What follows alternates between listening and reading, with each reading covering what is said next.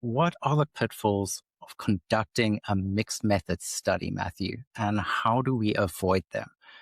Yeah, so I'm just going to be real frank. Usually, with my clients at Grad Coach, I discourage mixed methods approaches in the dissertation for a couple of reasons. The first is really because of the time and the resources needed to do these kinds of studies well. You have to have a lot of time, a lot of resources to pull all of the pieces together. And so I usually discourage that and tell people to pick one or the other because my motto is the best dissertation is a finished dissertation. And we want to get you across that finish line. So, a couple of things that can make this really hard. First, is really the convergence of the two methods.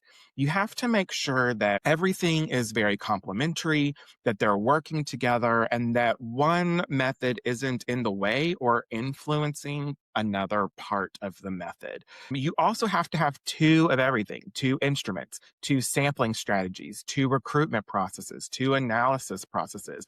And so basically, you're writing two dissertations. So instead of 150 pages, you're writing 300 or more pages. So that's another reason why I tend to discourage this because it's just the volume of work. Another challenge is IRB approval. IRB is, I think, for most people, the most frustrating part of the process because you submit your form, you have to wait for IRB to come in and have a meeting, review your form. They almost always reject it the first time, just kind of as a rule in my experience. So you make edits and you have to wait for the next IRB. Some smaller universities, their IRB might only meet 6 times a year. And so you're waiting all the time. And so the more methods we have to get our IRB to approve, the more times we're waiting, the longer our dissertation is going to take.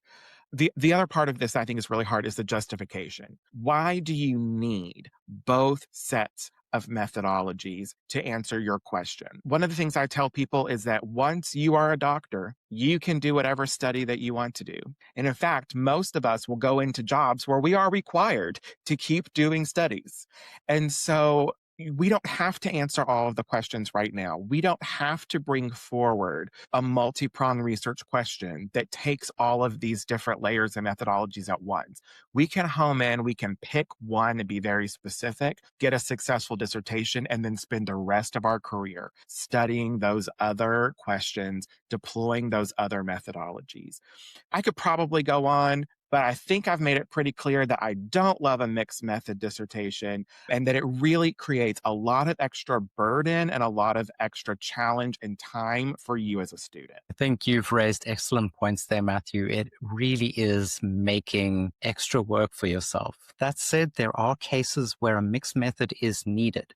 And when that does happen, then you've got to be aware of those pitfalls. And as Matthew said, it's time, it's the way that they integrate. How do you triangulate those data? So how do you find the one result set from your quantitative and your qualitative? How do you marry those together in your results and discussion? Too often I've seen clients with a mixed method approach where it feels like it's two separate subtopics sort of squished together. And that's really going to undermine the quality of your research. So always think about that question at the beginning or when you're thinking about mixed methods is, do I need a mixed methods?